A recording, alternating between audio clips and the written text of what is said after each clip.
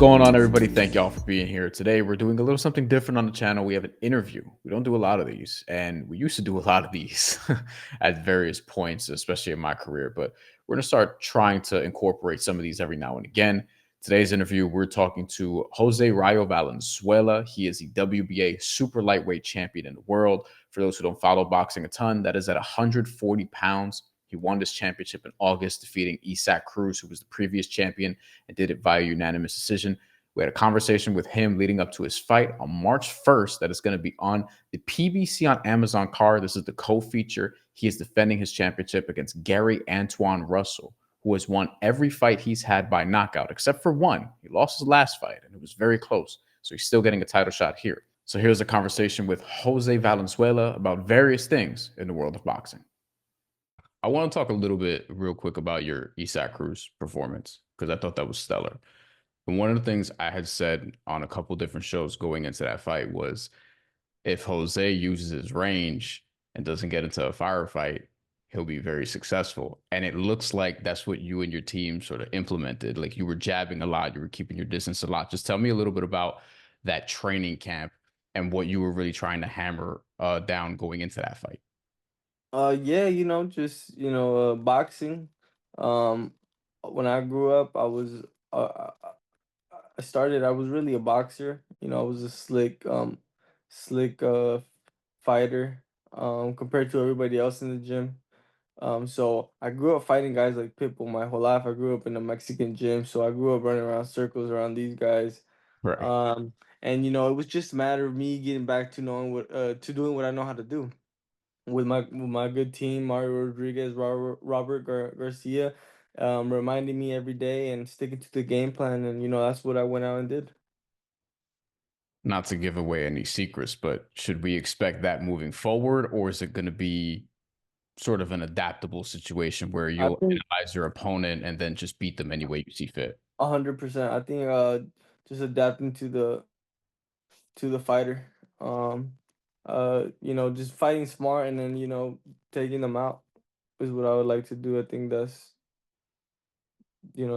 just a smart way to do things now. This weight class is really interesting because it feels like it's uber competitive. It Hmm. doesn't feel yet like there's, how with some other weight classes, there's like a clear number one, quote unquote, so to speak. And it feels like everybody's fighting for that at 140. Do you feel like, one, do you feel like you're going to be that guy to be in this weight class? And two, I guess off of that, what separates you from a Teofimo Lopez or a Richardson Hitchins, for example?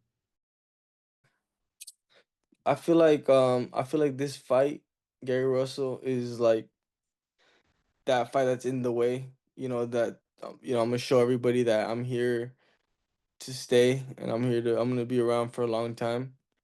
Um, and what separates me from everybody else, I just think stylistically I got it all. I'm more of a complete fighter. I can box, I can fight in the inside. I'm lefty. Like my style is kind of kryptonite for all of these guys. And I just think I match up nicely with all of them. And March 1st, I'm gonna show what I'm here to do.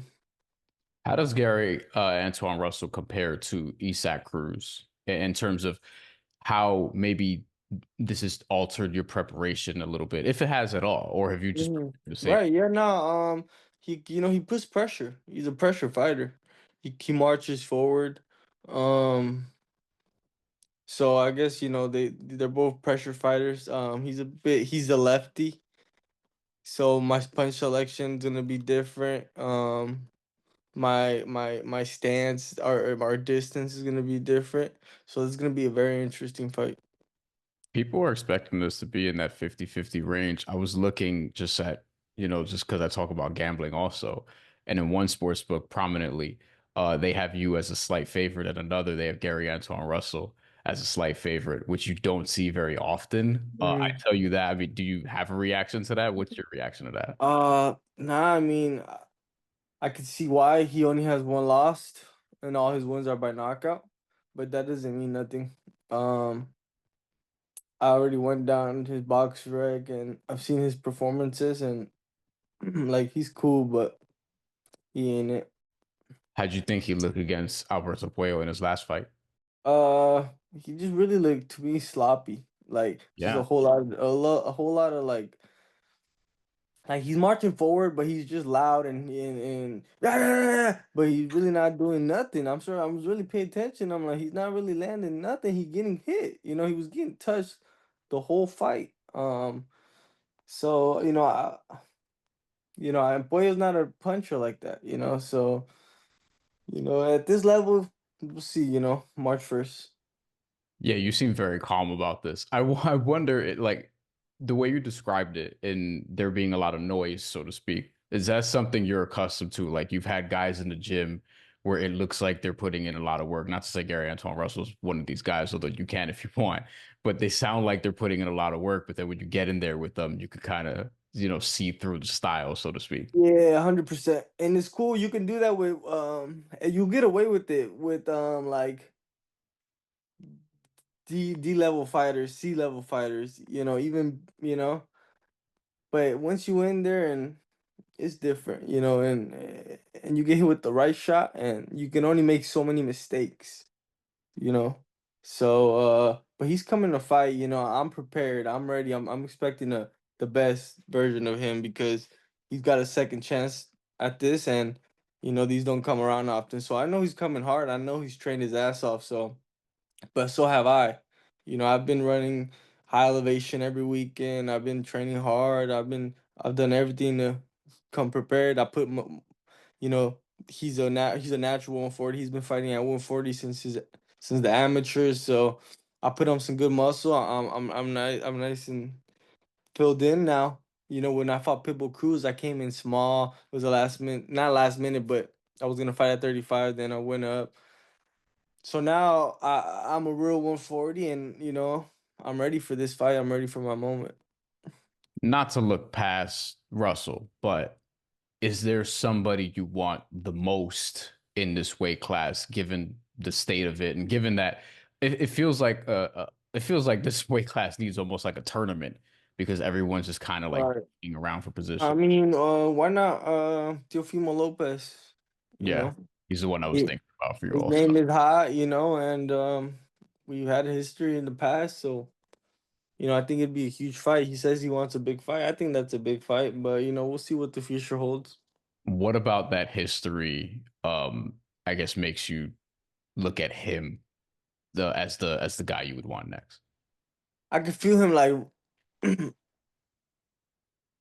I don't know, like I don't think he wants he wants no conflict with me. I've been feeling that since I was young, since he felt me, Like it was like he never want to speak to about me. Like he was mad when it first happened, but it happens. It's sparring, and it got nothing, the is a fight and the sparring is sparring, but like you never forget a good whooping, Like and I just feel like because of that, he's never gave me no lie, he'll never speak about me. So I'm here now, So, but I don't know what he's doing. I'm not sure if he's going up 247. I don't know. I'm not worried about him right now. I'm worried about Gary, but I think he's gonna fight with Hitchins. I think that's a good fight. So, we'll see what the future holds. Is there somebody not even exclusive to this weight class, but off that? Is there somebody in boxing right now that you think is especially underrated? That you feel like should, Especially underrated. yeah, underrated in the sport right now that you feel like should be getting more attention? Um, Ray Murataya. Really? That's interesting. Man, that boy is serious. At 135 too. Corey Stevenson, Keyshawn Davis, and he's at ESPN. I don't know why they're not shedding enough light on him, but that man is serious business, bro. I think he has a bright future as well. He'll be a future champion, no doubt. If you could expand on that a little bit, because I do feel like I think people are overlooking him, but intentionally because now the champions are Keyshawn Shakur, Gervonta Davis, obviously, who's going to be on this card. And in this and Vasily Lomachenko still. But his name is not Murataya's name is not being brought up a lot, and he's still almost seen as a prospect by some people, which is kind of weird because it feels like he's about to fight for a title, maybe even against Keyshawn Davis. But what makes him so underrated? I don't know. Maybe his demeanor. He's a very quiet guy. He's, keeps to himself, introvert kind of, he just gets in, does his boxing and he's out. The rest of these guys are loud, they're flashy, they're on videos, they're on social media. He's a very low key guy, but he's dangerous. Okay, last question. Just prediction for this fight. How do you see this going between you and Gary Antuanne Russell this week? How do you get it done? Man, I can't say. I can't say, but it's gonna be a hell of a fight. It's gonna bring the best out of me. I'm gonna throw everything at this guy, the kitchen sink at him, Hmm. It's you're gonna see a complete fighter March 1st. Okay, looking forward to it. Thank y'all for watching. Hope you enjoyed the conversation with Jose Valenzuela. We'll be back with more on this channel very, very soon, including more fight coverage this week, covering Gervonta Davis's fight against Lamont Roach. And we'll have other things on the channel. You know, an NBA live stream will be coming as well. So hopefully you enjoy that. We'll talk again very soon. Thank you for watching and appreciate the support. Take care.